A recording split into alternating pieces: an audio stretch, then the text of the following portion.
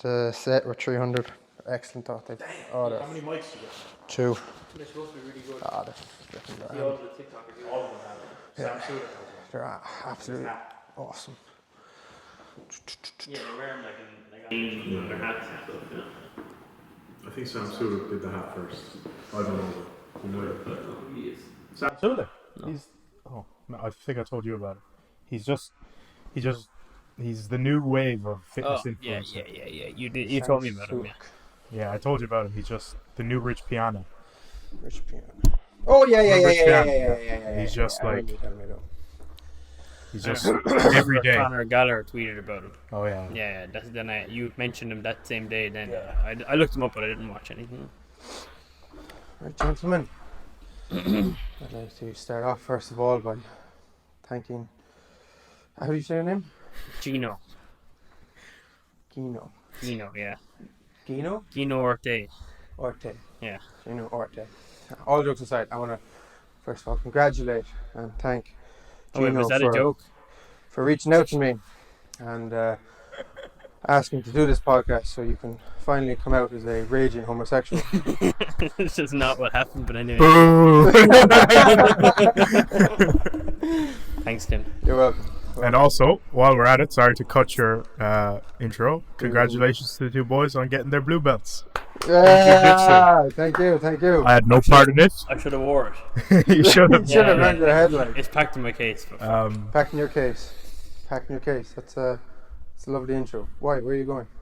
I'm moving to Dubai in about... Oh, great. In approx 11 hours. Not like I've had this conversation a million times already. In approximately 11 hours, I'll be on a plane to Dubai. Nice. What time's the flight? 10 p.m. Would you not just go now? Yeah. Well, Please. I had to guest spot this podcast. Oh, yes. Lucky us. Yeah. We're fortunate. Yeah. What number podcast is this, Tim? Too many to count now. So they're just popping all the time. I can't possibly keep up with the demand. We'll call it episode 20 because that seems like a special number. It's okay. I'll get you the exact number. I think it could be 21. 21. No, 21. Delete one. Just delete one. Make us 20. But I always wondered when I'd be cool enough or famous enough for my own very good friend to ask me to come on this podcast. I lived with him, man.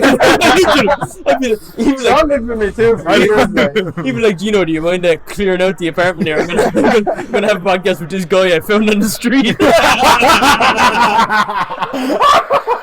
be like, oh, you might not come into the sitting room there for 7.5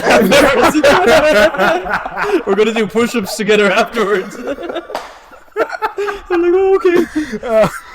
I'm correct. This is episode 21. Episode 21. 21. Amazing. I think that's a good number. Like I like 21. 21's a good number. I wouldn't have actually started my YouTube channel if it wasn't for Tim, because he wouldn't include me in his YouTube channel. I was like, I fucking do my own YouTube channel.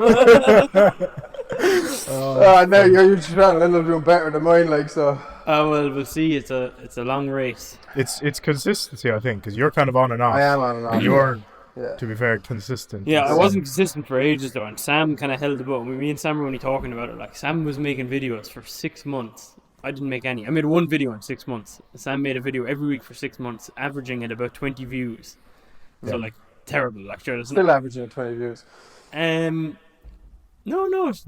Well, Sam's videos. I do want to actually give a shout out. So, Gino, most people who are watching this will probably know you, like, more than likely, my 50 regulars. I love you guys. Give me hope.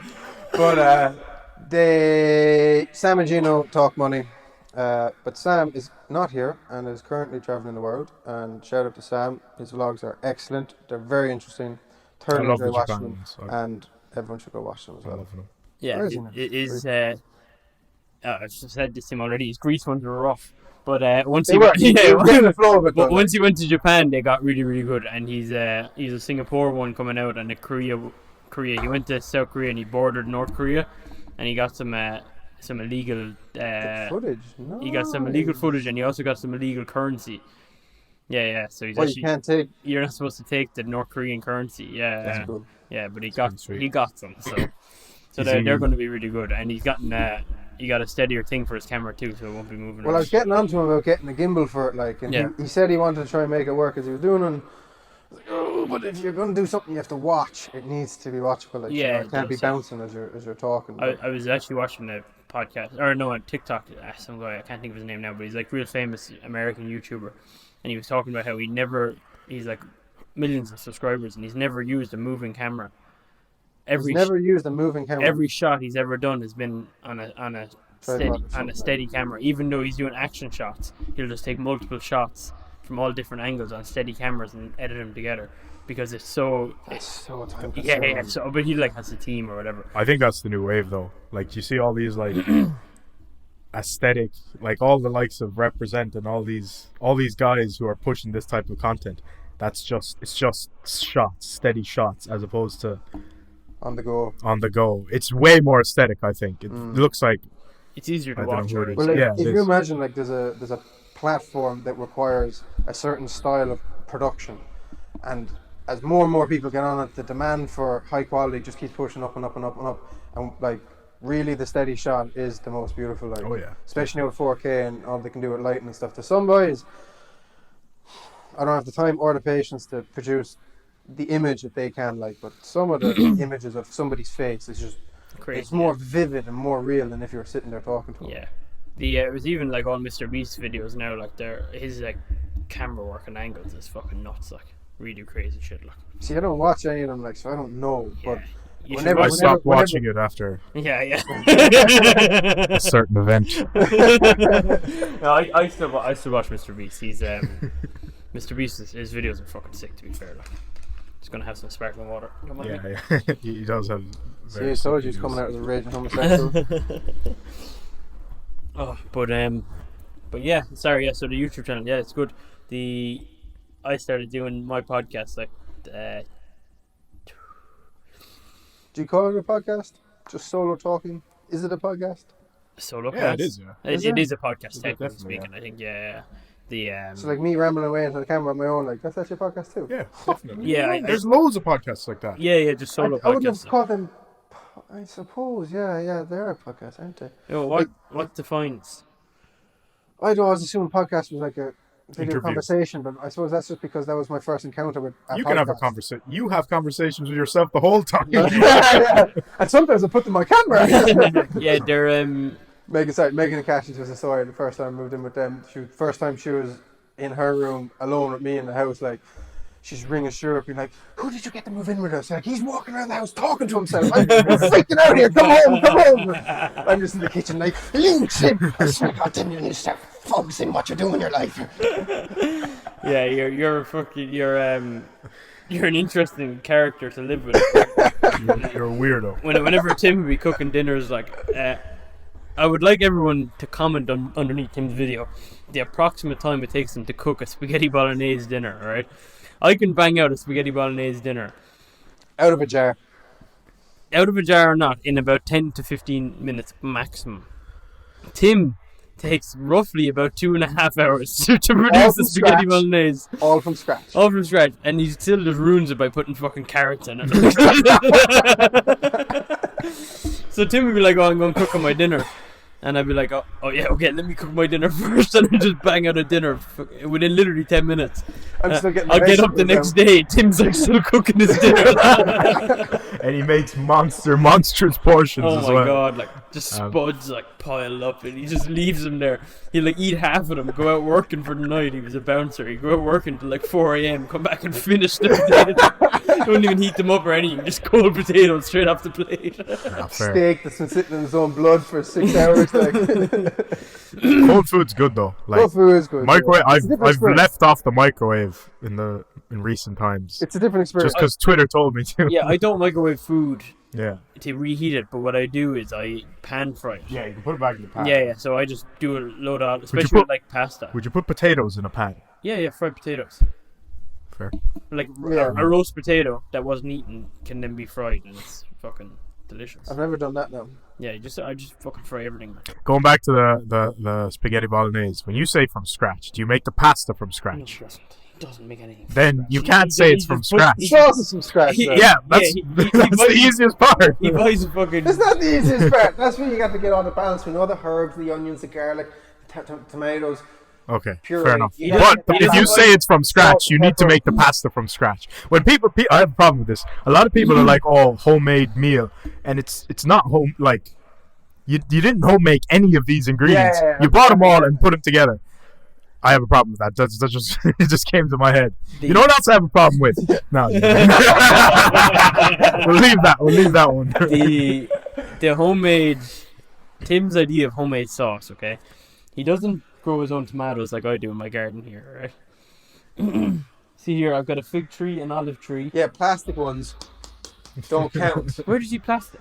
No, he's talking about the lemons. I'm talking about the lemons. Talking about the lemons. And like Those all lemons. the veg. Those lemons. All the veg that's in your kitchen, it's all plastic. Yeah, over there. Yeah, but that's decorative.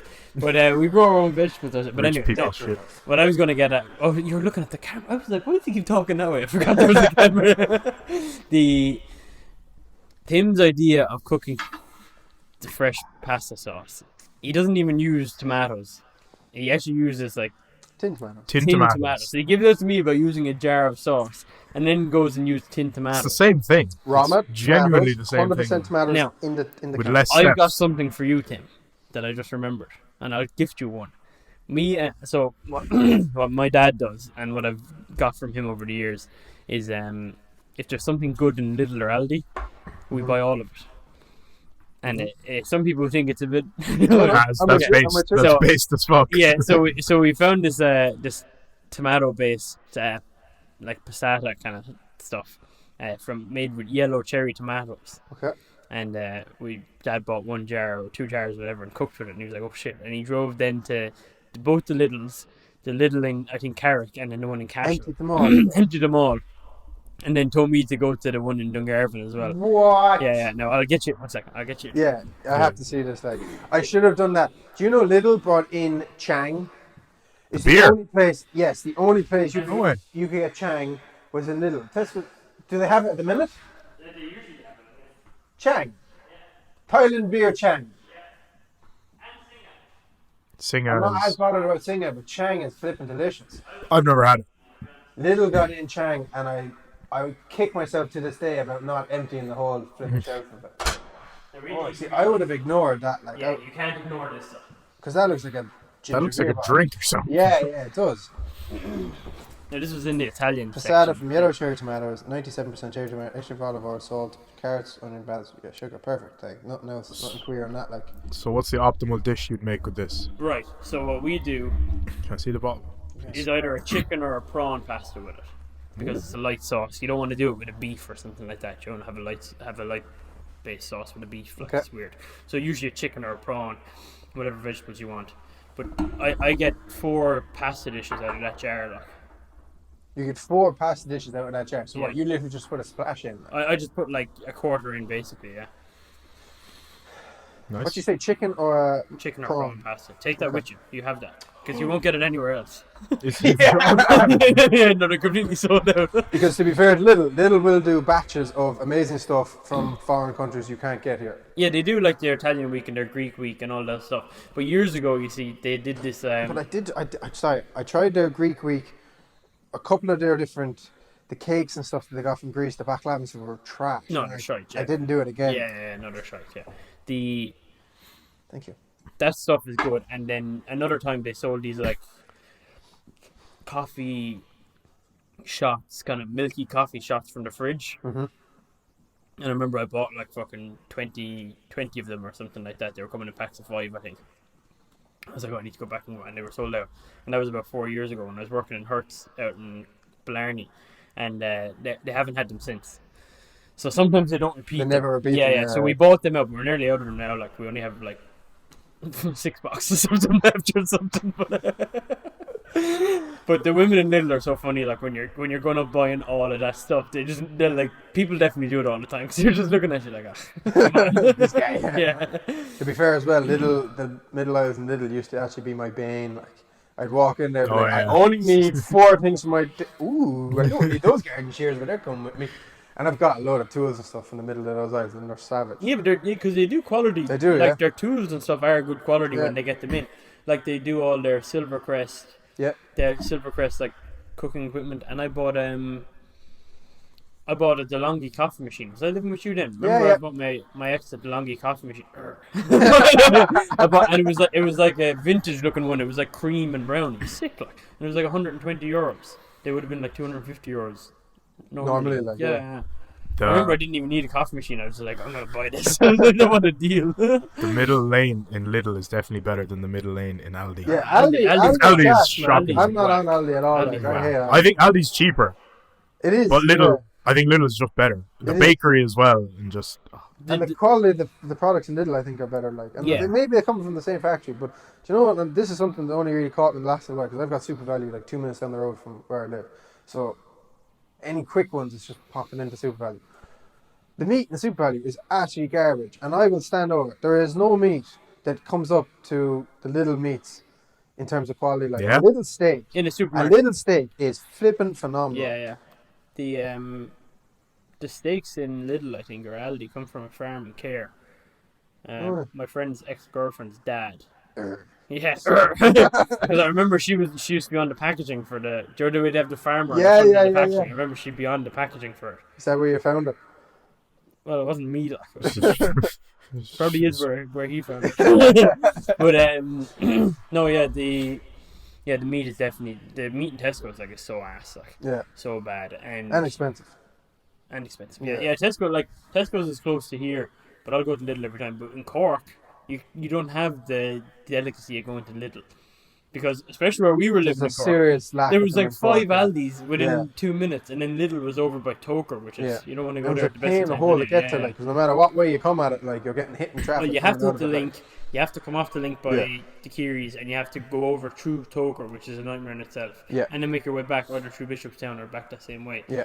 And that's going to the airport or roundabout, which is always chocolate. Yeah. It's just a waste of time. Yeah. Aldi just was a no, because we had 2 Aldis either side of our house when we were living in Cork. Like, so we had one we had one there in Douglas and we had one there in Carrickline then, like, or not in Carrickline, but in Passage. And then there was one in Carrickline if you really wanted to fucking have an adventure, like. And then the other Lidl then was across the road from the Aldi up in Wilton. Yeah. So wherever you had another Lidl, and then the Lidl in town then. Oh, you forget it was Lidl in town. Yeah. If you live in Cork City and you shop in that Lidl in town, something's wrong with you. Like, that is the worst place I've ever seen. Like, that should be a crime to have to make people work underground in that place. Like. That is the closest thing to some flipping sex workers nightmare. Like, terrible. Fucking hell. Yeah, no, it's not good. Yeah, you're complaining about the Tesco meat, but the worst Tesco meat will beat any sort of steak you'll get anywhere else in the world. The quality of beef in Ireland is just, not even just beef, everything. Eggs, chicken, all sorts, milk, like dairy. The chocolate, like dairy milk chocolate here. The creamiest best chocolate. I don't think it's the best chocolate in the world. Well, okay. Well, like, we're not going to get into unless we go to like Switzerland or somewhere like that. I'm thinking Milka is the best. Milk is good. Milk is good. Yeah, I do like Milka. I think dairy milk is probably most popular chocolate in Ireland and the UK, I'd say. Oh, no, definitely. Yeah. This is an important point to make, and it ties in then. So you're going off to Dubai, and I was waiting to ask you, like, why are you going to Dubai? We'll fire that one off first. Okay. Why are you going to Dubai? Why am I going to Dubai? So he wants money. Yeah, money. Give me the money. So I'm going to Dubai to sell real estate, which is a commission-only job, and the commission, if you're good at it, is quite high. And the income is tax-free. So that's the first. Are you going to zin up? Sean's on them zins, bro. No, I'm fine, thanks. I know the chocolate camera. Yeah, he's whitey. It's that whitey, like, you know, I'm whitey as well. So that was the main reason. Well, actually, the first reason was my boss that I was working for back home came back from Dubai, and he's like, "You should move to Dubai." I was like, "Oh, I never thought about it." Who's that? Paul. Oh. So is he over in Dubai? I was just on holidays, like yeah. So I started looking it up, and then I spoke to Jack Martin. He was like, "Oh, my buddy works in real estate over there. You should talk to him. They get paid well." So I spoke to him, and blah blah. That led to that. So then I went over to check out the place, and it was very me. It was very obnoxious over there. Vapid, superficial, and empty inside. Yeah. Tell them about your breakfast. So I had on like the second or third day, I had to go get a suit for my job interview. because I couldn't buy a suit over here that would be light enough for the weather over there. So I went to the Dubai Mall, which is the largest mall in the world. And Wow. yeah, it's pretty impressive. I actually got lost there for 2 hours trying to leave. But I went into... Yeah, so I parked my car, went in, and then I was like, I haven't had breakfast yet. It was like 11:30. I was like, I better get something to eat. So I look around and there's like a Richard Mille shop, a Rolex shop, Jacob & Co, Dior. I was like, right, I'm in the Dior section, obviously. And then I looked down and I seen this beautiful looking, like, little French bakery for all the world with like seats and coffees and stuff. And I was like, that looks nice. So I went down and there were some boys there with their fucking big ass watches on, and they were in their, what are they called? What are the suits? Tobes. Is that what they are? Tobes. Thobe. They were in their thobes. They had their very beautiful women beside them, and the whole thing was just like, I was like, this is a bit of me. But then they do all like virtual menus over there. Where you scan the QR code or whatever. Yeah. And the first thing that came up in the menu was like caviar and scrambled eggs. And I was like, yes, please. Eggs on eggs, let's go. So I ordered that, and I ordered a cortado and a bottle of sparkling water. So 3 items. 3 items. A coffee, a sparkling water, and eggs on eggs. And if I was to guess the amount of scrambled eggs, I'd say 3 to 4 eggs. A nice wet, kind of creamy selection of eggs. You know what I mean? Surely a piece of bread or toast to hold all together? No, I don't think there was any toast. Literally just eggs. I think Scrambled eggs on a plate with caviar on it. Yeah, but it was like stacked. Like, Joe, It was pretty cool. It was cool shaped. It was like a cylinder and high. Okay. That's how the eggs it looked good. And then the caviar on top. Now, I thought I had caviar in the past. But if I did, maybe I did. If I did, I think I might have been wrong. Or it might have been something else. Because this stuff slapped. This was so good. And I was just like trying to savor it. I was like... What did it taste like? It's very hard to describe. Salty, oily. Have you ever had creamy. haggis? Haggis? Not like haggis. Haggis is just black pudding. Haggis is like black pudding. Yeah, okay. Not like that. This is like a refined taste. I wouldn't know. I've just heard. I've never had caviar. Have you ever had octopus or something? Like no, not even. Like some sort of seafoody kind of. Well, yeah, it is seafood, so it technically does have that salty taste to it. Oysters? No. More like, have you ever gone for sushi and you get them salmon eggs on it? I don't do sushi. Oh, you're probably not gonna have a clue then. If you don't do sushi, you may not be able to compare it to anything. It's very hard to describe, but they kind of burst in your mouth. The little caviar. That's what I was thinking. Haggis, because haggis has that popping sensation. As yeah, well, no, but it's more like a leak. It's like it leaks a salty oil into your mouth. It's delicious. It's like chewing fish oil capsules. Actually, you know what? Kind of, except for delicious. Yeah. You know when you take the fish oil capsule, you burp then 20 minutes later. Yeah. Yeah, it was nothing like that. Like. Yeah. How much was it? How much is the breakfast? Oh, see if Tim can guess. So scrambled eggs, caviar, 10 grams of caviar. It's 50 quid, like. Yeah, 50 quid all in. Yeah. Oh, you've watched the fucking. No, I'm just really good at guessing. Yeah. It was like €49 or something like that. And the problem is there's no eating in that. Like I'd be chewing the plate after yeah, and you have to eat it slowly too because I'd go straight to McDonald's after I ate that. Yeah. I'd be so hungry. You're trying to save it, but the only thing is nearly the whole time I was in Dubai, I wasn't eating that much with the heat. I just wasn't like my appetite was down, way down, so it did me fine. It did me until that night when I got dinner later on, so it was fine. I was only eating twice a day over there, really just. How could you let the weather dictate your appetite? Yeah. Would you not be like, Joe, it's really hot? You'd be like, oh, Jesus. Nah. You're not even thinking I've heard that saying a lot. I can't eat with the heat. I'm just like, what? Well, it's not that I can't eat, it's just that I don't I won't eat as much. I would be the same, like, but I'd still eat more than eggs on eggs. But, like, if I sit down for a dinner, like, I'm going to eat the whole dinner. Yeah. But I won't be walking around and start. Like, right now, I could eat. What's the best dinner you had in Dubai? I went to this Turkish / Lebanese restaurant. Oh yeah, you were telling me. Yeah. And I went early, and they were like, "Oh, where are your friends?" Because I was the only person in the whole restaurant. Oh, I don't have any. No, I was over there on my own, so I didn't have any friends anyway. But I didn't tell them that. But I was very hungover. I only was hungover one day over there. I went out, and I met lads from Clonmel and Thurles. I went out with them, and then Liam O'Donnell. Oh, of course. Yeah. Wait, Liam O'Donnell? He was on the way to Thailand. Oh, and he stopped Cambodia off now. I was talking to him yesterday. Yeah. So Liam, and and some of his buddies. No one you'd know any. I didn't really know Stephen him. O'Sullivan was there. Yeah, the turtles Yeah, no, heads. I Stephen know wasn't- them. Yeah, Stephen Eddie, wasn't- Eddie, Eddie, JP and stuff like yeah. Oh, you know, I only met JP the first. Yeah. Great guy, but Stephen wasn't there. He was Getting his somewhere- hair done. he was somewhere else.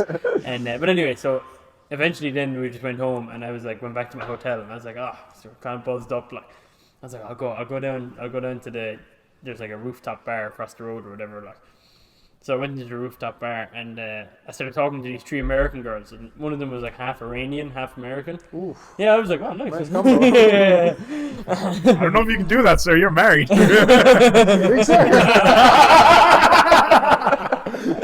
Oof. But yeah, so I was talking to them, and I was obviously pretty drunk, and I must have bought a round of drinks for like. So I was only talking to the Iranian American girl. I can't remember her name now. I have her on Snapchat. But the other 2, they were just there talking She to each over other. 18. Yeah, of course. Yeah, He was in a bar, of course. yeah. Jeez. 21's to drink over there. So I assume so. But anyway, so I bought a round, and it was cost me €85 for a round of drinks. And I didn't see it till the next day, Joe. And I looked at my card. I was like, "What the fuck was I doing at 3 a.m. ordering €85 worth of drinks?" But it turns out anyway, I obviously must have bought them at whole around, and maybe around a shot. So I don't know really, but yeah. I can't remember how I got there. Oh yeah, super hungover. The next day, like literally, like couldn't move hungover. And then the heat obviously doesn't help that. It's like 43 degrees outside, so I was like, right, just staying in my room all day. Then at about 6, I was like, okay, I need to eat. So I went down and found this Turkish restaurant. There was no one in there, big, huge restaurant. Just me in the whole place. So I got in, and they were like, oh, where are your friends? I was like, I don't have any friends. I was like, just give me some food. So he served me first a shot of pomegranate juice, which was absolutely delicious. And then he served me then like a big plate of olives, bread, Turkish bread is unbelievable. stuff I didn't even know, just loads of Soft stuff and with like all delicious. these sauces and butters and all Yeah. that. Now I still haven't ordered anything yet. So then I was like, oh, what do you recommend? I was like, I want something, a lot of meat. So I ended up getting this big, huge plop of mince, I'd call it. Shish kebab. Sheesh. Sheesh. Well, I don't think it was shish, because I've had shish kebab before. But anyway, But have you had it in a country that actually specializes well, in I that? don't know. You see, maybe not. No, I haven't. So, but anyway, so he served me this big, huge. It was basically like a big patty of beef, like, Yeah. and stuffed inside it was all melted cheese. Oh, that was so good. But it took me 2.5 hours to eat my dinner. He's slagging me for cooking dinner. Yeah. But I was just between the hangover and the amount of food, and then like, they'd serve me all these random dishes, and then they served me like, I don't drink tea and coffee. I only really like They serve it espressos. in the small glasses. They give me this. Yeah, they give me this glass. But they give me a full like jug of tea to keep topping it up. Yeah. I had one sip, and I was like, oh my god, my stomach turned. I hated it. Like, and they give me these like, they have them in all the hotels in Dubai as well. They give you like these dates with like, I don't know. The stones in the middle of them. Yes. Yeah. The dates, yeah. Horrible. Like, so I was just trying to like eat them to not be rude, and I was like, get me out of here before I collapse. But anyway, that was the best meal I had besides that bit at the end. And how much was that? I think it was only like €40. Nice. You didn't have a shawarma while you were over there. No. Oh, lad, missed out. Yeah, Sure, you're going over. You're gonna have loads of Yeah. shawarma. Oh, lad, shawarma. That was my attitude when I was over there. I was like, there's no point in rushing into doing like everything, because I'm going to be there anyway. But like shawarma was kind of like a takeaway, like. Yeah. And I was just going to say I didn't get any takeaways. I actually did. I got like 3 takeaways. I don't know. I have no explanation. But no, I did see. Remember, I sent you the place. I saw one. I went into a place looking for shawarma, and then Sean was like, "You're." I was like, "What are you doing?" He went into a pure sit-down restaurant looking for shawarma. I was like, "No, man. They should be like a little, just a You little need to find a truck or something. Yeah. chipper kind of job." Is what I was saying. But So, Yeah. why Dubai? Oh yeah, money, Money, pure and simple. pure and simple. Yeah. And like, I've no interest in Canada. I want to leave. Sorry, that's worth saying. I wanted to leave Ireland. Why? Just because I've Because been. this is an important point I want to actually hash out this morning. So I've been here the whole time, and in my head I've always wanted to leave, but I never have. And in the past I always blamed everyone else. So I blamed like ex-girlfriends, or I blamed jobs, or I blamed whatever. And then it was starting to eat away at me that I was like, okay, well now you've no one to blame, and you're still not going anywhere. So then I started researching where I wanted to go, and Australia, although it appealed to me, the idea of just an Irish person going to Australia, washed out. It's just like, oh my god, like what here do you go you again. Yeah, it's the same shit. You're going over. I personally think most people over there are just extending their youth on. Well, that's my opinion for most travel. Yeah, they're doing the same thing they were doing in one country in another country. Yeah, so for example, if you go to Australia and you're paying like your $3,000 a month for your rent in Sydney, and you're making $5,000 a month, and you're giving all this kind of stuff, and you're obviously Australian dollars. They're just looking to go drinking and looking to party, which is fine. And if that's what you want to do, that's great. Like, but that's not what I'm looking to do. I'm actually thinking of not drinking at all over in Dubai. Yeah, full stop. And then Canada just done nothing for me. So for me, one thing I learned about myself is that I'm a bit of a workaholic. So I like to work and I like to be working, and I don't do well when I'm not working. I get quite bored and lazy and all this kind of stuff. So I need to be busy pretty much all the time. So Dubai fits that. And then money wise, like obviously I haven't done this job yet, but when I say the type of money I could potentially make in a month, take home into your pocket could be like 10, 20, 30, 40, 50, 60, 70, 80, 90. Sky's the limit nearly. The sky is literally the limit. And it's not even just like when you go into any sales job, they're like, oh, you can earn you can earn as much as you want in here, all you need to do is sell. You can't really. It's like, yeah, you can't, because it's limited in how much you can sell, like, but like so, especially in Ireland, because there's not a... Of course, the population's only, like 5 million here. Yeah, yeah. Do you know what I mean? And how many of them actually have the cash to splash daily? Yeah. You know? Very few of them. Yeah. But anyway, yeah, so the main driver was money, and then, but I was worried about the place, like. Now, it's worth noting that as someone who's going to be a resident of Dubai, you're not actually allowed to speak ill of the country, because you don't have any, you don't have, what's it called? Freedom of speech over there. With, like they do in Ireland and stuff like that. So you're not. I can speak ill of them. You're not meant. Write it down. I'm saying. You're not meant to speak ill of the country, so I'm not going to, just to avoid any issues there. Yeah. And I have very little bad to say about it, to be honest. Anyway, but the thing is, like, it's obviously fucking super hot. Now people were saying like, oh, there's no culture over there. I thought it was like a culture shock almost to me, like there's no culture over there, but there's like these beautiful mosques and these crazy deserts, and then there's like you go 2 hours into a desert and there's like, I don't know what they're called, but it's like a pool.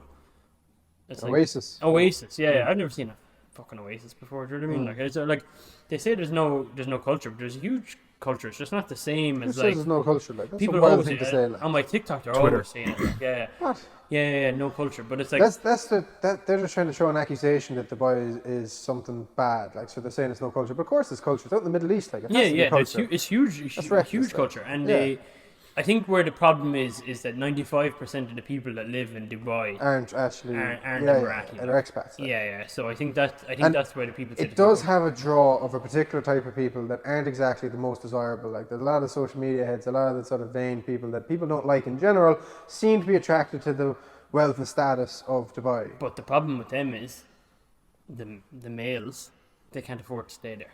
Because they don't actually have the revenue coming in. Because they don't have the revenue coming in. They all come back, like. Yeah, they do, yeah. You think of lads from Cork or stuff like that have gone over there. All come back to the tail between their legs. They all come back, like. But, like, the people... I just want to come back, you know. Yeah, do you know what I mean? Like, yeah, they can't lift enough weights over there. yeah. But, like, the lads I met... Like, I was only there for a week, and I met, like 7 or 8 people. I met, like, people from Denmark, England, Ireland, Russia, all these people. But they're, like... Pretty normal guys, especially the guys you meet in jiu-jitsu, for example. Like, I met one guy in jiu-jitsu and he's doing IT, what's it called? IT sales? Or It's like tech sales. And, like, he's making bank, like, and he's just a normal guy. He lives over there with his missus. She works for, like, Borbia in Dubai or something like that. Like, yeah, I met, like, 3 people that work for Borbia. She's remote working, is she? No. Borbia have plants in Dubai, to promote their Irish food, like, to sell their Irish food in Dubai. There's Borbia stuff in Dubai? Oh yeah, loads of stuff. Yeah. What? Yeah, loads of Borbia stuff in Dubai. Did not know that. Yeah, like the Dubai supermarkets. I'll do a TikTok on this tomorrow when I'm there. The Dubai supermarkets are sick. Like, the produce is all fresh, like it's fresh, but I don't know how much it costs them to get it in that morning, but they're getting it from places that are fresh. They're not coming in like. It doesn't look like Tesco's. It's not UHT milk, right? No. It's all good shit, but it's just like so expensive for them to get it in, I guess. You know what I mean? But it is good. Like, you can go to like lower quality supermarkets, but they have like really high quality supermarkets over there. What would be like the the chains of supermarkets. I There's no Tesco there. I can't remember any of them. So Carrefour is Carrefour. yeah, that's the one that kind of everyone knows. I don't remember. I can't pronounce the names of the rest of them. But there's like six chains or so in Dubai, and then like I've got a message and in my emails from work, and they were just like comparing like, oh, this one is like Aldi, this one is like Tesco's, this is like M&S, this is like Sainsbury's or whatever. They're like, so they compare them up like that. But yeah, no, and then everything can be delivered within like half an hour. So you just like at home, you just do all your shopping online. If you want to do your laundry, there's like an app called Kareem, and it does everything. You can get your hair done, your nails done, your car fixed, pay your parking fines, I think, order your food, order your shopping, order, you know, like nail technician to come to your house, all this stuff, all just from one app, like, and they'll all just come within like 15 minutes, like. See, that's efficient. But it's also efficiency due to the fact they've got the mass workforce available to them to be able to fill all these little small jobs, and there's no minimum wage, like. No, and this is one of the things I was going to bring it back, like, so Dubai is built on, and I know you can't speak ill of the country, like, but it's built on the back of slave labor, and like all the poor countries are just feeding workers into the country, and their passports and everything are taken off from all the documents, and they're trapped there. And like this was especially bad over COVID, where when all the buildings stopped, these people were just stuck in these rooms. They couldn't leave, they couldn't do anything, no passport, couldn't go home, couldn't see their families, nothing. They were trapped over there. And like there's a whole people then that are like, you could have a lot of anger towards Dubai, because you've all these people celebrating it as such a wonderful place to go and live, but the underside of Dubai is very dark. Yeah, no doubt. You see them as well, like you see the buses coming in and out. They fill buses with workers and stuff like that. Like, but yeah, it's hard to know. Like, it has to be better than whatever situation they were in beforehand. Like, and these people, you know what I mean? Like, that urge to get out of Ireland, where did that originate, do you think? Jesus, I don't know. Was it always something you grew up saying, we're going to go and travel? Yeah, I always grew up. But was it sort of a vague idea that was kind of implanted in you, or did you always have the bug? No, yeah, when I was really young, because you see, we holidayed a lot when I was younger, like. So, like, we holidayed, like, twice a year, every year, for as long as, like, I've never gone a year without going on holidays, like. Even during COVID, I went on holidays twice, like. So it's always been something I've done, and I've always travelled, but it's always annoyed me that I never lived outside the country, and I've always seen myself as someone who can do a lot better somewhere bigger. Because there's a big difference between holidaying and travelling. Yeah. And then I don't feel like what I'm going doing is going travelling. Which is different too, you see, because true. You're actually going to live somewhere. Yeah, I feel like I'm going, like, relocating, like, and I wouldn't relocate if I didn't have a job that I didn't think was worth doing, like. In my head, growing up, I would have always said that I see myself in America. I could see you in Texas. Yeah, I always saw America. I always saw New York, California, or I saw California, or wherever. But now America's just like, oh god. Yeah, you can't really go there anymore. Like, well, you can. You could, of course, you can, like, but you don't want to. It doesn't have the draw that. No, not like it used to. Like when we were growing up, America was like the hot. Yeah, the hot spot, like you say. But yeah, so it's always been there. Yeah, but it's just a matter of doing it. And I think I was always holding myself back based on other people. Do you know what I mean? It's like, oh, well, you have a girlfriend, or you have a job, or you have this, or you have that. And then we went to Bali for 8 days. Don't include me in that. Sean, could you please tell us about Bali? You went to Bali. Yeah. For what purpose? No reason. We just wanted to leave. Like, we were talking about it for a while. It's like, let's just go to Asia for 3 months or whatever. Then finally, I did. So we went to Bali. The plan was 10 weeks, 2.5 months initially for me and you. And Marie, my girlfriend, came as well. She came just for a holiday for the first 2 weeks. Fool me. She came for the first 2 weeks. And we were there. I don't know what you were expecting. You said, actually, you're like, before we went, you're like, whatever it is, I just don't want it to be grey. Like, the scene. And when we got to Singapore, we weren't even in Bali yet. Stop over in Singapore. What was it outside? Grey. And Gino was like, ooh. I could see it in him. He was like, ooh. For me, I'd been to Thailand so many times. Well, twice at that stage. So I'd spent, let's say, 4 weeks of my life in Thailand. And I knew Thailand was blue. And I could see from people's posts about Bali that Bali wasn't fucking blue. I could see the sky wasn't blue. I could see the sea wasn't blue. But I was like, you know what? Maybe they all just have androids or something.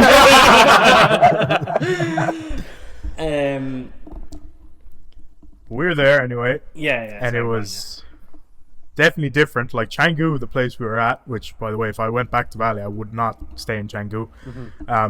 It was grey and it was like slummy kind of. Like. But like, it wasn't even like most people. Again, most people there were white. Do you know, all on their mopeds and stuff. Aussies and like that, like everything. Like, but yeah, very cramped, unwalkable.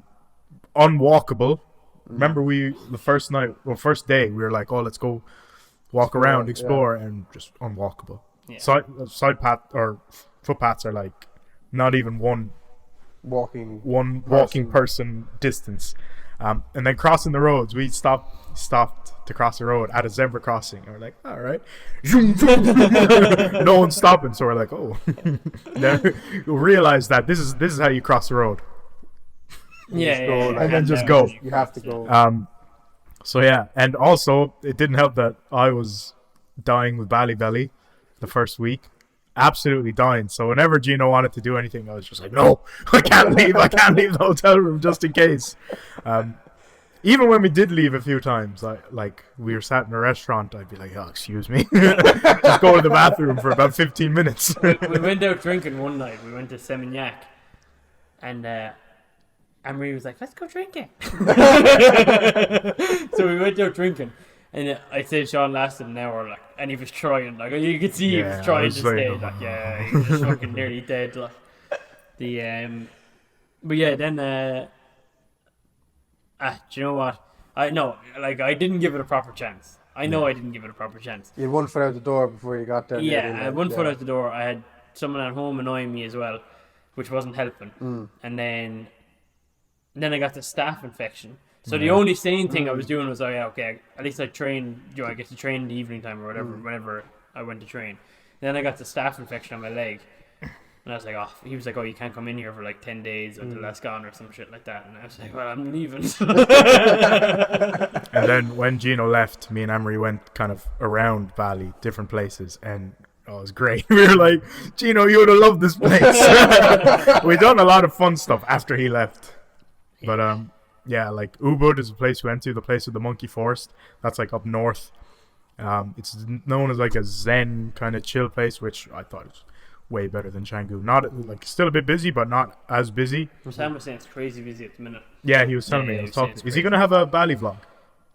I'm sure he will. Yeah, probably. Yeah. Yeah. He's been there a while as well. He's been there for like a week and a half now. I think he's doing 4 weeks there. He's some animal for producing vlogs on the go, man. Yeah. The amount of time it takes to put them together is actually ferocious. And never mind the internet speed to actually upload the stupid Well, things. he was fine. Greece was a terror for him. Internet speed. Italy, Portugal were fine. Japan and Korea were fine. Bulletproof.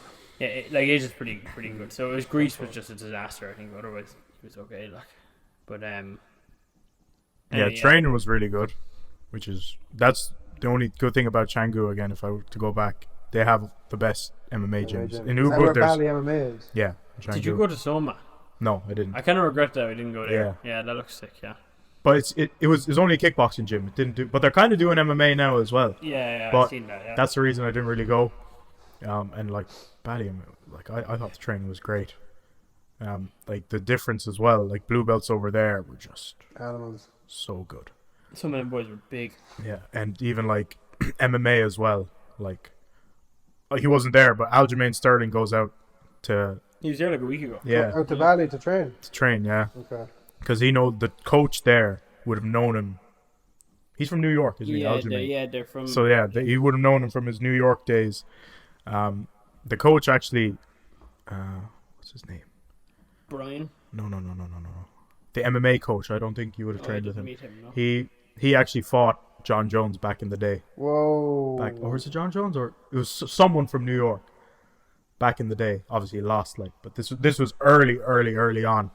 But yeah, the level of coaching, and they have like coaches from all over. Like the boxing coach was a Russian guy, and all he does is he gets contracted and he goes around Asia. He was in China for a while, coaching boxing there for a while. Then he came to Bali. He's still in Bali. He's like, I enjoyed the boxing classes the most because his coaching, style of coaching is so sick. And I learned a lot when I came back here doing classes here. Like I just if I ever did a boxing class, I'd just do all his drills. And so what was so different about his drills? Like he's just got years of experience, like different ways of doing things, and it's great, like crazy footwork drills where you use the skipping rope as a line, as a guide. That's great stuff. And like the same with Kazakhstan as well. Whenever I go somewhere, I just take what they're doing and just bring it back. But that is one of the great things about traveling, is that you actually can absorb some information that you never would have got from YouTube or from anywhere else, and you can bring it home with you. Yeah, that's why I like, again, traveling. When people say traveling, I like to go, I wouldn't go somewhere for like a short amount of time. You know, I think like 3 weeks minimum. To really immerse yourself. Exactly, immerse yourself kind of and see. It's like, because that was one of the things when me and Sal were traveling, like we did short stints. We did long stints in a country, but short stints in areas. And we regretted that, because not only is it exhausting, you don't get to relax, you don't get to really feel what the place is like. Yeah, like you settle and you're like, we're leaving tomorrow, do you know? Oh man, you're not even there. You've got to figure out where to wash your clothes, where's the next bus stop, no signs posted are English. Yeah. You got to figure out everything there, and like by that time you're only getting food, you're figuring out where's safe to eat, where's not safe to eat. And then the next morning, then you're going, maybe seeing one tourist site, and boom, back to the hotel, collect your stuff, over to the bus stop. Yeah. Where was your favorite place you went to? Can I guess? Fire away.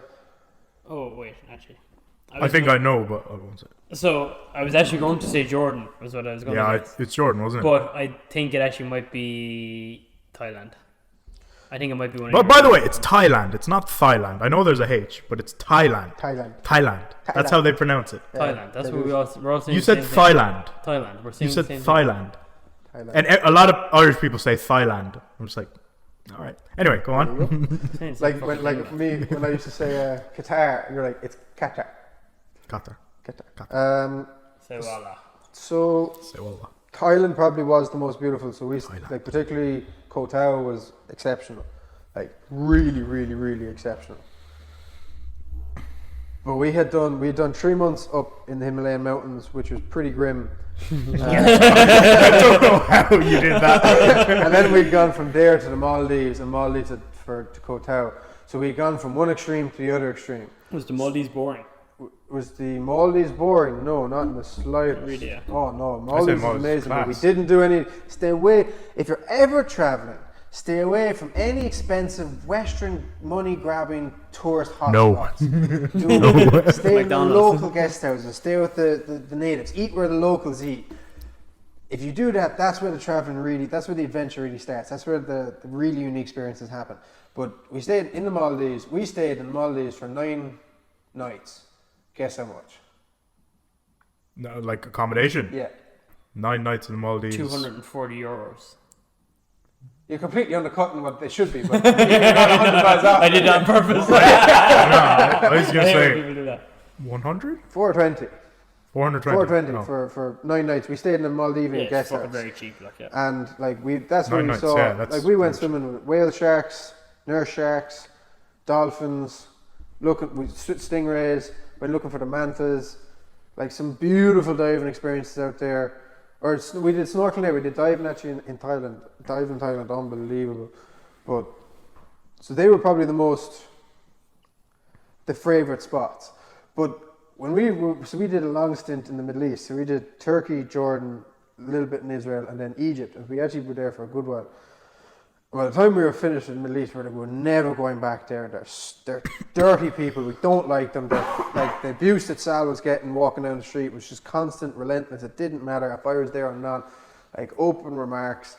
It was a hassle. You went to get food, you were getting hassled. Anyway, you were sitting at the table, you're getting hassled. You're going to the hotel, you're getting hassled. You're on the bus, you're getting hassled. It was just constant, non-stop. And so we were like, I'm never going back to the Middle East. Screw the Middle East. But the last couple of months, I'm like, I want to go back to the Middle East, because it's so different. Come to Jordan Dubai. Habibi, come to Dubai. Screw Dubai. Habibi, come to Dubai. Dubai. Jordan in particular it's like any Middle East based American war movie you've ever seen, with the dirt and the sands and the buildings stacked on top of themselves and the Rocky Mountains. And it is like going through a movie set, only this is real and it's chaotic and it's crazy and it's so much fun because it's so crazy.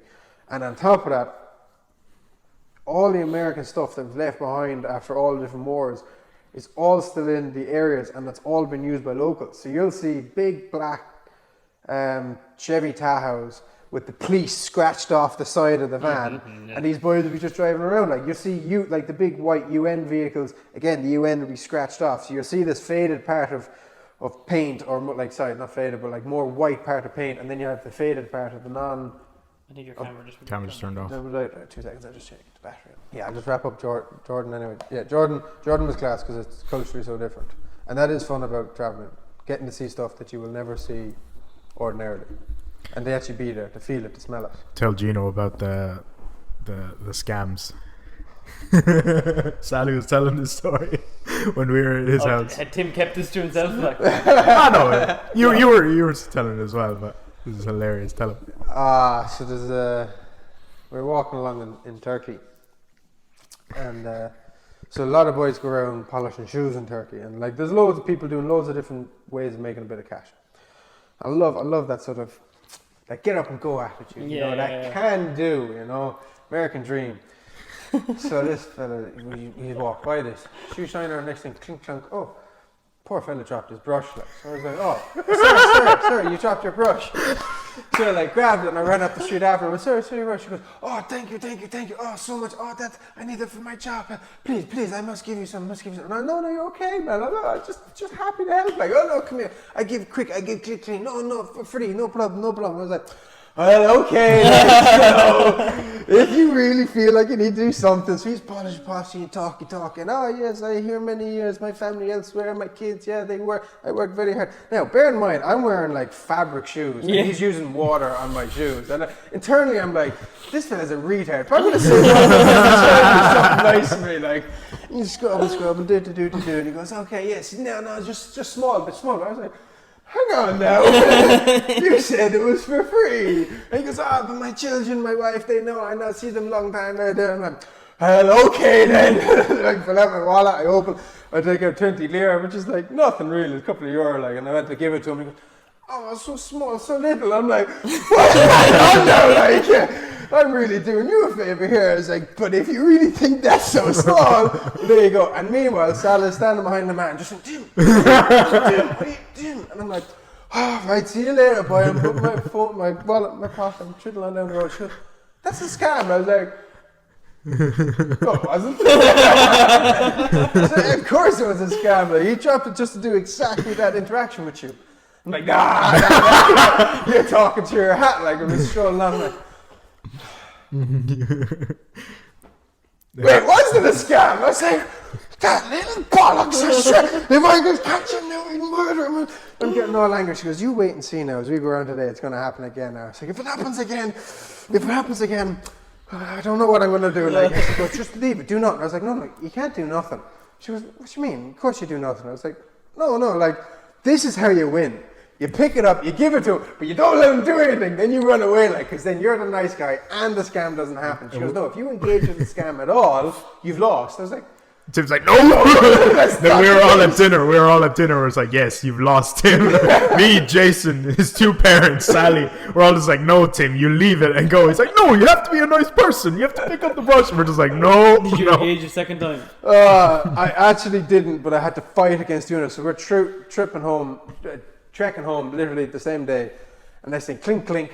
Turn, there's a brush there again. I'm like, she's like, Tim, leave it. I'm like, but he dropped it. He's gonna forget it. He's like, no, he dropped it on purpose. And we're going up the street. We're looking back, and he's looking back. And next thing, he runs back, picks it up, puts it in his bucket, and keeps going. And Sal just goes, "Don't you?" I'm like, nice. Oh yeah, I got scammed in Dubai actually.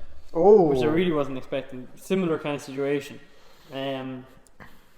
I came out of my hotel and there was a young guy there, and he was just like a normal young guy, and he was like, "Excuse me, sir," and he was like, I was like, "Yeah, what's up?" And he was like, "Oh, I need a job. I'm a great salesman." And I was like, "Oh, you're talking to the wrong person, I'm afraid." He's like, "Okay." He's like, "Do you think I'd be a good salesman?" And I was like, "Yeah, you seem like a great salesman." I don't know. Yeah, I guess so. And then he was just like chatting away, and he was hitting me with all the Arab lines, you know, like he was alhamdulillah me and the whole lot. So I was kind of really into him at this stage, and then he asked me for money for somewhere to stay. And I was like, I can't not give him money. Like I've been talking to him for ages now, so I gave him money, but I didn't really pay attention to how much I was giving him. I ended up giving him like €25, which is a lot over there. Which is a fair amount. Like, actually, no, not really. If you're spending 50 on breakfast. Yeah, but it was just like... You bought him a bottle of fizzy water. no, like, he'd get far with that. But I didn't mean to give him that much. I thought it was less, but anyway, neither here nor there. Then he was like, oh, maybe you can give me one more of these and I'll have 2 of them and all this. And I was like, no, you fucker, get away from me. So it does happen. You can get scammed pretty easy. Like.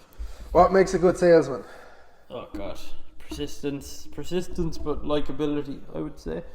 The people think persistence is a bad thing, and being persistent and unlikable is an extremely bad thing. Cause then being persistent and unlikable. Yeah, because you're annoying. Yeah. But if you're not persistent at all, you'll never get any deals because you won't. You look like you don't care. Like you have to care, and also then on top of that, and this is the biggest thing, is people never ask for the deals. Like you spend so much time trying to sell something, you never try and close anything. Like. And as simple as just like, if someone's first time buying a car, like, let's just say for example, if Sal went in to buy a car on her own, like, and she's never bought a car before, she might never actually ask that man, can she buy the car off him, like. She might never say like, okay, what do I need to do to buy this car? She might sit there kind of like, when's he going to offer me to buy it? And he's going to sit there and be like, when's she going to ask me, can she buy it? And then she leaves and doesn't buy a car. And that happens so much, like, I see it happen so much. And all you have to do is ask. Even if you don't think you're going to get it, just practice asking for things. And I see it all the time in salespeople. They just don't ask for deals. Like even like the apartment I got for the first month in Dubai, you would never ask me did I want to go ahead with the apartment. And I timed her, so it took her 7 hours to close me. She could have closed me in 20 minutes. But I just kept leaving it go on, waiting for her to ask me. And then eventually I asked her, can I go ahead with it? Like the same as actually, just on the side, and the same as actually true with relationships. Like people think in relationships that the other person should be able to read their minds, and then they get really angry when this other person doesn't react the way that they think they should have reacted, that they really love them. And it's that inability to actually put into words what I want from you in this situation, or how I actually feel about the fact you did X. It all ties in then, just literally putting it to words. It's the same thing, yeah. I think Irish people just are afraid of being forward with people. In general, as a whole, they're afraid of like speaking up and being forward, and they think it's rude, or they think someone's being outspoken when they speak up or when they ask for something. A prick with the shoe brush had no problem being forward. And yeah, do you know what I mean? Not only did I give him money, he wanted more. yeah. And I gave it to him. You have to ask for things. If you don't ask for things, you'll never get anything. Like, you'll trip over deals and you'll trip over situations and stuff like that. But if you don't ask people for the business or for their date or for whatever it is, you're not going to get anything out of them. Like the amount of girls that probably go around flirting with a guy for months or weeks over text message or whatever, and they're like, why does he never ask me out? And he's just there sitting thinking, oh, this is going great, sure, she's texting me back all the time. And like he never actually asks, and then she'll just get sick of it and someone else will ask her, and then your opportunity is gone. It works in every single path of life. If you don't ask for people to do things, they'll never do it. Like, I liked as well though, there was a situation with you getting that job over there in the interview and asking you what area you wanted to be in. You'd done your homework prior to actually sitting down with him. Yeah. It was just a case of that I'd done research about the areas, like, and obviously no one else had, or very few other people do. So I've got my area that I want to specialise in guaranteed to me now, just because I did an hour of research or whatever into the areas and saw what area I wanted to go to.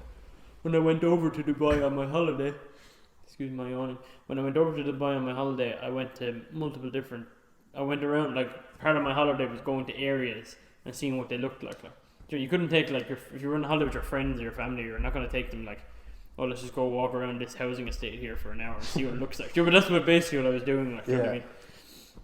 But it was just researching the areas. You're trying to figure out where the schools are, if there's new schools being built, if there's malls being built, if there's like restaurant chains going into the area, how much plans they have of being built, if they've got plans for parks. That's a huge thing in Dubai, is like nature parks and like preserved areas. We're in the area I'm going to be in, it's Dubai Creek Harbour. They have a preserved area, 6 kilometres of preserved area outside of the water, and there's like flamingos and all this kind of stuff out there that they're preserved, so they can't be built on that. Like, and there's a view of that then all from Excuse me, all from Creek Harbour. And see, just that little bit of forethought and that little bit of work would have secured you in the place you wanted to work, but also your reputation now with that company. Because that company now go, oh, this is a fella that actually knows what he's doing, he knows what he's looking for, and he goes after it. And no matter what happens now, like first impressions last, and they matter. So if their first impression now is like, that fella's clued on, but we've got 30 others who have also applied that are all useless. No matter what happens to that other 30, they have to really pull it out of the bag if they want to get the same level of respect then as a result, or the same responses then out of their bosses as you will now get almost constantly. You can, like, it is very hard. It's very hard to build a reputation if the first impression was negative. But it's a lot easier to keep a good reputation on a good first impression. Yeah. Obviously, reputations can be ruined pretty quickly. But you have a lot more mistakes you can make before they go, actually, I think he's a retard. Yeah. Whereas someone who is already in that bad category, all they knew is one mistake, it's like, oh, just fire him. I knew it. And it is easy to ruin a reputation, especially in sales. Sorry, I'm yawning, I was up all night. You should have some coffee, man.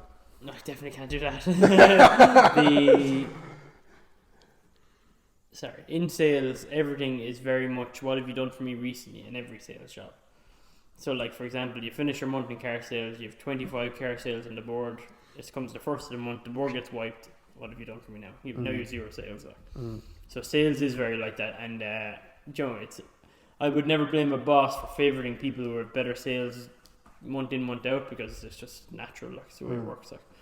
And the less sales you're making, the worse your month is probably going to get, because you're less confident and you're less confident, and more desperate, and you're more worried, and you're more desperate, and customers smell a desperate person. Oh my god, they can smell it from a mile away. Like, they could walk into the showroom and they'll know you're desperate in there. You know what I mean? Because you just look desperate and you act desperate, and you're not acting cool about things. Like if you have a car that you know is going to sell, for example, if you came into me to buy a car and I knew that in 20 minutes my dad was coming in to buy that car and he was definitely going to buy it, so if you didn't buy it, it didn't matter, because someone's going to buy it straight after you anyway. You will more than likely end up buying that car, because I'm not really going to give that much of a shit about it, because it's already sold in my head, and then you're going to want it more because it's not being pushed on you. It's a hard thing to master that, though. It's a hard thing to do that unnaturally care. Do you know what I mean? You have to teach yourself that. Like, a lot of it is like running beneath the surface, like it's in your tone of voice, is in the way you look at them, even like the way you move and the jitters. Like you're leaning forward, like every word they say matters, and they read it off. Like, and again, I'm calling this back to relationships. It's the same relationship. If one partner is too needy and too desperate and too looking for attention, and doesn't seem to have any free time by themselves, they always look for their free time to be with the other person. It's off-putting. And even as a single person, it's off-putting. I get in like text, you're texting a girl sometimes, and they're just like, "How was your day?" And I'm like, "You don't care. You don't care how my day. I'm not gonna tell you how my day was, and secondly, you don't care how my day is." And secondly, telling you about how my day is just more boring than me not telling you about my day. Do you know what I mean? Don't ask that stupid question. Yeah, and that's like stupid question. But the other one that wrecks my head as well is like when my wife asked me in the morning, "How do you sleep?" Shut up. Why does it matter? Like, 'cause if I slept badly, I have to tell you, I slept terribly, and now it's a thing. Like now it's in the atmosphere that we have to deal with for the day. Oh, why did you sleep badly? And can I do something? Is it this? Is it? I mean, just. No, sweetie, it's okay. Whereas, obviously, then you slept great. Oh, I slept great, and then. Good. Back, well, I didn't sleep that well. Oh man. Yeah, it's I think it's in men, I find, to not want as much love as they can get. Our love is different, like. Yeah, like we want our love very differently than women want it, like. In my opinion, and I think, like, I always make jokes that the girls I like the most are the ones that don't want nothing to do with me, like. Yeah. And it is true in sometimes. Obviously, like, if someone's nasty, you don't want a nasty person. But if someone just a little bit distant, a little bit hard to get, it's like, it's just more interesting. Because you have to fight for the attention a little bit more, like, so you have to actually step it up a bit. But like, that's probably toxic. It's probably great to have a girl there that cares how you sleep. Like, well, like when's the last time you actually gave a fuck about how someone slept? Ever?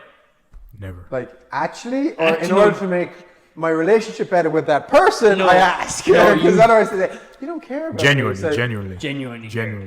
Genuinely care how a person slept. Never. I can remember the last time I cared. I probably care more about a random person who tells, like, that I've met as a conversation, or someone I met in the gym. Did you sleep well last night? I did actually, yeah. Excellent. I'm happy you've had a good day, but if I'm seeing you every single day, it's like, oh. The last time I cared about how someone slept is I remember my dad was giving out about how he wasn't sleeping great, and I bought him a new pillow. Okay. Yeah, and the next day I was like, well, So what was it? So it wasn't about it was about you. Yeah, It was about you. everything is about me. About what you did. Yeah, Joe, everything. And I spoke about that actually in my video that's coming out this weekend. I spoke about how people who do things for charity. Oh, they do it for themselves. Yeah, It's yeah, all yeah. for It's themselves. almost for charity and it's on camera. It's not for charity. I hate those boys that do it in the street, giving out free hummus food. Or, oh yeah, I just wanted to give you a Mac burger that cost me €2. Yeah, I'm so cool. I don't even think the camera ones aren't even what I'm talking. Oh even man, people they in general, boil me. And I know like Sal does a lot of charity work, whatever. But and I'm not saying it's a bad thing to do charity work, but what I'm saying is you're only doing it because of the gratification it gives yourself to do something nice, 100%, which is fine and it's great. And if you can do positive things for other people because it makes you feel good, then brilliant. Like, but they can't ignore the fact that they're doing it for themselves. If they didn't feel good doing that, they wouldn't do it. And I spoke about that a little bit. It's just like that's a good point. yeah, and it's something you spot in people. And then obviously people recording it and stuff, it's all content. You know what I mean? Like at the end of the day, they're only just making content to make content, and it is what it is. And if that's what gets views, it's what gets views. And that's a big grinds my gears as well, like social media families and stuff. People whose entire life revolves around social media. It devalues anything they do, especially people that go traveling. Then that's not to do with time or anything. Like if you're traveling and you're getting content, are you traveling to travel or are you traveling to get content of you traveling? Yeah. And that really irks me. That's one of the reasons I didn't produce any travel related content while I was traveling, because when I was in an area, all I wanted to do was be in that area. I didn't want a camera there. I didn't want locals getting weirded out by like, why am I recording everything, walking down the street talking to myself, and there's like, oh, there goes another white man with a camera in his face. Like, I didn't want any of that. And I don't regret that for a second. And like, there's a lot of stuff I saw and did that I'll never be able to share with people.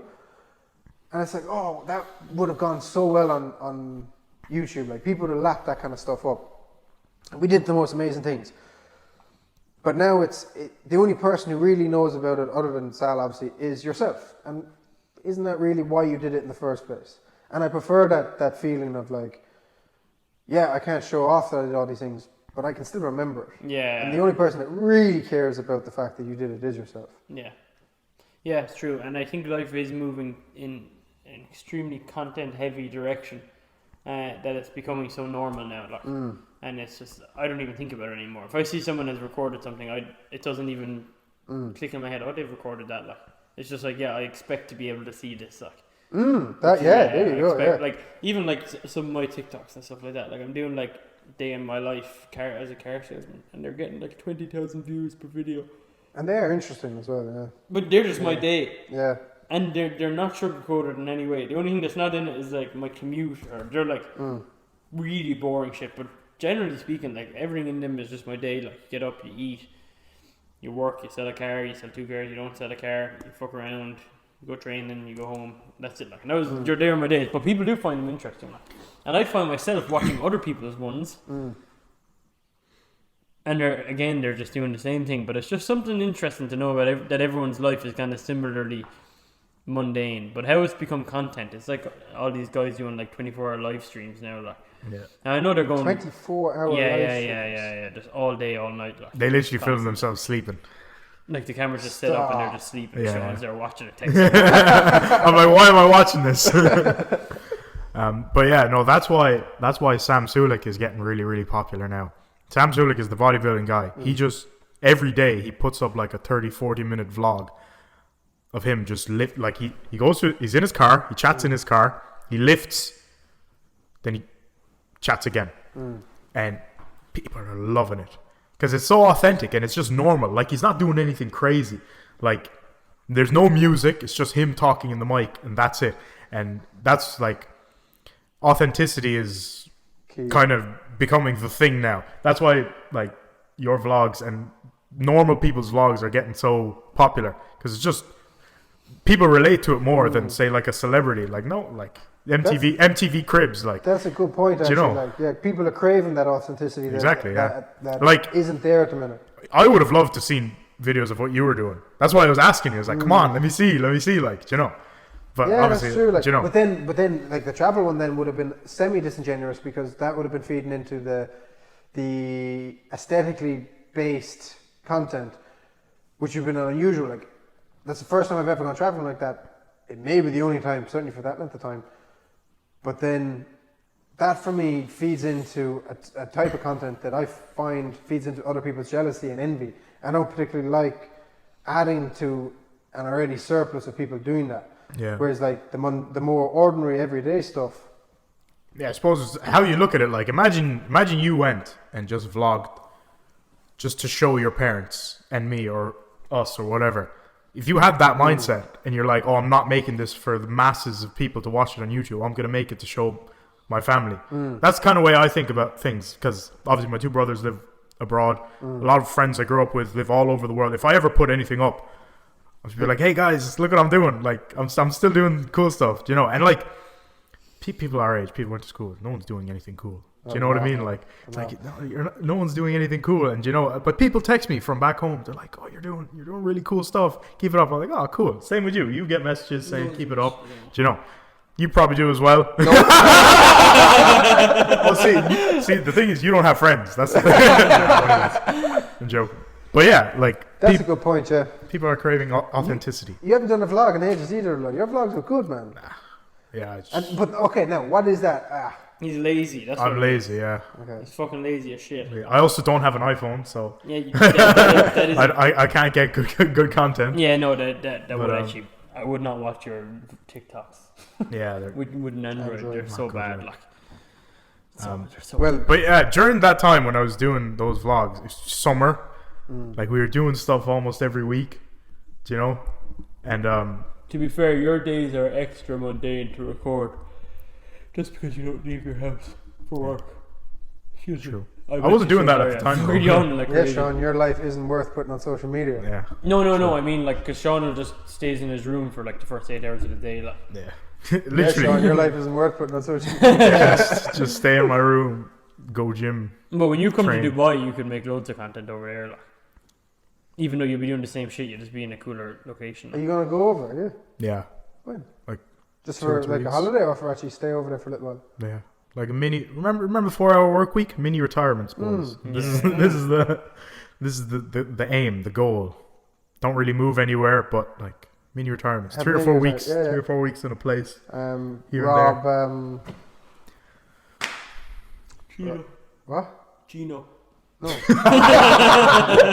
No, your man, Life Leverage. Rob Moore talks a lot about mini retirements as well. I actually just listened to a podcast with him yesterday, 2 days ago. He was on Spreaker Big podcast. That's great. The father and the son. Yeah. He's a gas man. He was talking about watches. He was talking about like they were asking like, when do you buy a watch? Like, when do you spend 15,000 euros on a watch? At what point? And he was like, if you've got 30 grand in your bank, there's no reason that 15,000 of that shouldn't be in a watch. Yeah. Okay. Is that the last podcast episode you listened to? Of Strike It Big, or just any podcast? That's content. Like, what's the last podcast episode you listened to? I listened yesterday to. You think I'd remember, wouldn't you? Do you remember what the last podcast episode you listened to was? Yep. I finished off Douglas Murray on Joe Rogan back in 2022. Yeah, I listened to that as well. He's really good. I love Douglas Murray. You listened to it in 2022? No, it came out. It was an episode from 2022. Oh, sorry.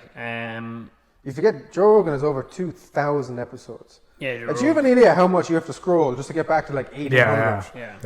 Like, it's actually reckless. You forget that like most of the content you actually haven't seen. Do you ever hear of a search button? Do you ever hear one of them? Yeah. You just type in Douglas Murray. The thing is though, so what I'm flicking for is either a name I recognize or the blurb that pulls me in. So what will pull me in will be economists, scientists, political fellas sometimes. They'd usually be my go-to to see. You know, I've never listened to a single Fight Companion. Oh, lad. Man. So they're the best. They're the only one. I don't listen to scientists or any of them things you said. that was the last podcast I listened to. What? Which? So Strike Rob Big Moore. Rob Moore one, yeah. Nice. That was the other day. The last one I listened to was Eddie Bravo on Joe Rogan. I love that. Eddie Like Bravo. fight companions, Eddie Bravo, just MMA fighters. See, O'Malley is on again. Yeah, I was O'Malley listening to it just before I came Oh, here. you started it? Yeah, I'm started it, yeah. keeping it for the plane. Yeah. He was only on it like 6 months ago, but obviously now he's champ. He obviously got brought back on. But I was happy Tim was on with him because Sean's kind of dull. Like. Yeah, he is. Sean's dull. Tim is a much better speaker Yeah. than Sean is. So. Tim is such a better speaker than Sean. Oh shit! I never. But yeah, like there's different podcasts. Remember when you had your first podcast with Oshin? And I was like, Tim, that was your best podcast. Because I like this conversational kind of like if someone's Like interviewing someone about economics, I have no idea. I'm just like, oh, that's why I love Eddie Bravo. Like they're best friends since how long, and they just talk shit. Exactly, they just talk shit, and I just love that. And like I've been listening to podcasts that you would never listen to. Like you'd be like, oh, this is stupid, but like I just like again authenticity. I like these guys like Calfreezy and Chip.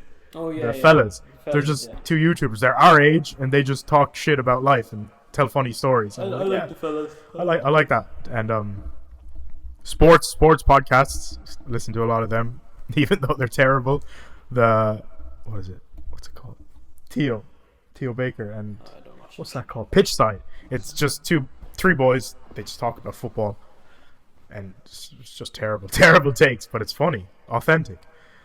Yeah, that content doesn't do it for me. Like, but you see, also, like, I assume you're working while you have that on in the background. Yeah, sometimes. You see, so would you allocate time where you're doing nothing else but watch that podcast? No, probably not. No, I do it while. You see, I don't have much of that background noise time, really. Like, if I'm listening to a podcast, I'm either driving Yeah. or I'm cooking something. Yeah. Yeah, So I can get 8 podcasts done in an hour there. Yeah. And so as a result, then I kind of want to be engaged. I kind of want something interesting, not just entertainment. Yeah. You know, especially like I love podcast, car, coffee. That is on a sunny morning as well. Oh, that is a lovely feeling. Yeah, that's a good combo. Yeah. And Great like combo. something engaging. Then like so that's what the scientists and the politics and stuff kind of because it's for me anyway. It's fascinating. So if caffeine's been hitting, Rose really going, oh yeah, oh this is really interesting, and I feel like I'm growing intellectually. You feel like you're doing something. I'm actually not like, and this is I'm going to do a little YouTube video on this. Is that YouTube tricks me into thinking I'm learning. Same. And I'm not actually like, I'm actually entertaining myself with some sort of self-flagellation relating to, because this is like a smart person talking, I must be getting smarter. And I'm not. That's like Huberman. I used to listen to a lot of Huberman's podcasts, but then like after a while, I'm just like, I'm just not even like. You're not even taking in what I'm he's just saying. listening for listening's sake. I'm not taking in what you're saying. There's 4-hour-long podcasts, and bro's talking about all this crazy optimization, and Joe Rogan actually said it when he had Huberman on once. Huberman was discussing the science about something, the most optimal way to, I don't know what it was sleep or something, and Joe was just like, that's stupid. Like whatever it was, the science was like, don't sleep, but actually sleep. Something crazy, like the best way to sleep is by not sleeping. And Joe's just like, from a chimp brain point of view, he's like, that's stupid. And it's like, do you ever see these memes of like the intelligence bell curve? So there's like a really dumb person here, a really smart person here, and obviously it's a bell curve. So the majority of people are here in the middle. The dumb person, say in the context of lifting weights, dumb person's like, brr, lift weight, make brain go brr. The majority of people are like, oh, you have to optimize your lifting, you gotta do 3 sets of 10. And then the very smart people are just like, just lift weights, just lift heavy weights. And that's Andrew's kind of in that like, he's the in middle this, of that bell even curve. though he is a genius, like, but he only, like, to be fair, he only says what the science actually says about things. But the other thing then, so I think I could have watched the same episode of that because Joe actually called him out on something else as well. Andrew was baiting on about, it was about to do with the cold shock therapy and the amount of That could have been it. That could have been the it. amount of time you spend in cold water and versus out. And Joe was like talking about the temperatures. And Andrew's like, well, we know the optimal temperature is like, and Joe's like, yeah, but that's bullshit. Like my one's actually like iced when I get into it and I feel great. That was it. That was it. Yeah, that was it. And Andrew's like, oh yeah. And Joe's like, oh, would you do it? He goes, yeah, I have an ice bath as well. And Joe's like, what temperature are you doing? And he's like, it's not like I'm not as cold. or something. Joe's like, wait, what? Dude, you're having a bath, man. That's not cold water at all. Andrew wasn't living out any of the philosophy he's talking about. And Andrew's like, Yeah, but like, I am trying. that's the So I was thing. like, nah, man. He doesn't say that he is. He just presents what the science says. That's his whole thing. He's presents. But isn't his whole thing? Because Andrew's kind of got a Jocko Willing kind of facade about him. So you kind of feel by looking at him, he must do all the stuff that he's talking about. But I don't think he proclaims or but that says for he me does. has always been the impression I got off him. Yeah. And so then when I actually don't listen to that much Andrew because I feel he's not a fraud, but there's something about him that kind of irks me. And then when Joe called him out, I was like, yeah, Joe, go get him. Like, he doesn't know what he's talking about half the time. But that's a fair point that you're making, though, that maybe he doesn't actually promote himself as that, but he does sort of come off like that. And I'm kind of conscious of that too, because I think I kind of come off like that too, because how I live my life versus like what I around on cameras can often diverge greatly as well. What do you mean by that? When I'm finished my job, I'm going to unleash a lot more information. So I actually look for that. I'm looking forward to that. When I'm in my 40s or something, when it's all done and dusted, It was all bullshit. Lad. Do as I say, not as I do. My podcasts are going to be fantastic when I'm actually older. I don't care. Like it's so PG right now. Is it? You said the R word about 4 4 times. Yeah. We need some words of expression. Like, and they're taking away all our fun words. Give us another example of a fun word. Spastic. Spastic is grand. Spastic I missed that word. Like. Is that one gone? I don't know, like, but it's kind of frowned upon, isn't it? Is it? I think so. Yeah. I find cursing quite frowned upon anyway, to be honest. Cursing. I don't think it is. No, I think there's especially in Ireland. No, Ireland, there's a- it's part of language. Like, punctuation. Like. I've been trying to cut it out of my... I've been trying to cut it out too. The only time I'm able to cut it out is if I'm around my parents or cameras. It's so funny. Those two settings, I don't even notice I don't curse. But I'm out and about normally. just cover it. I'm nearly worse around my parents for some reason. I think they curse too. Some people draw it out of you. Yeah. Well, there was one more to point out. What was it? Cursing. What I was saying. Words. Yeah, no words you can't say anymore. Like, actually, you get in more trouble for saying a non-curse word that's been stricken from the dictionary than you actually will for cursing. Like. Yeah. Oh yeah, 100%. Yeah. Cyclical, like everything. Like, fuck, shit. All these used to be bad words, but now normal words are bad words. Yeah, no words. And now it's a couple of years time. I reckon it's gonna go back to Bad words. Yeah. Swear words. I don't know, man. Maybe. They're going to change all our language. They're going to rewrite the dictionary. It won't be Oxford Dictionary anymore. It'll be government issued number 42. And that's what you'll be reading from. Whoa. Okay. It could be. That's a good point. But yeah. Good podcast, boys. Yeah. Yeah, sorry, I hit a wall about 20 minutes ago. Yeah, I know. I noticed. We'll wrap it up anyway. Like, so. Yeah. Off to Dubai. I wish you all the best. I don't. Continue to produce content. Don't. And yeah, I really want to get Connor on. I love Connor, man. Connor Sunderland. Who's Connor? Connor Sunderland. Like, Oh, sorry. I've had him on twice. I know. Yeah. And I'm going to have him probably on again, I'd imagine. You have to, like. Yeah. Connor, I will get you on sometime, man. Come back from London. Treat me. He's in Dubai. He's in Dubai now. Oh, he's in Dubai now. Like, okay. Come to Dubai. Habibi. Come to Dubai, Habibi. All right. Right. Read your Bible. Thank you very much for coming. Pray. Have a Be great thankful. day. Go on. Bye. Mind yourselves, boys. Like Later. and subscribe to Rambleland and Blank Slate Media. Good stuff.